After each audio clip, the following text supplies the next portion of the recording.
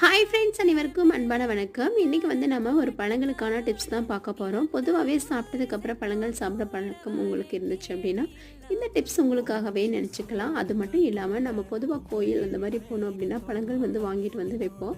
அந்த மாதிரி வாங்கிட்டு வச்சாலும் கூட ஒரு நாள் இல்லைன்னா 2 நாள் 3 நாள் ஆனாலே போதும். அந்த பழங்கள் காம்புகள்லேருந்து தனியாக பிச்சு விழுந்துடும். காம்புகள் தனியாக பழங்கள் தனியாக இருக்கும். நம்ம பழங்கள் எடுக்கும்போது பார்த்திங்க அப்படின்னா அந்த பழத்தை எடுத்து சாப்பிட்றதுக்கே கொஞ்சம் ஒரு மாதிரி இருக்கும். அந்த மாதிரி இல்லாமல் பழங்களை பாதுகாக்கிறதுக்கான ஒரு டிப்ஸ் தான் இது.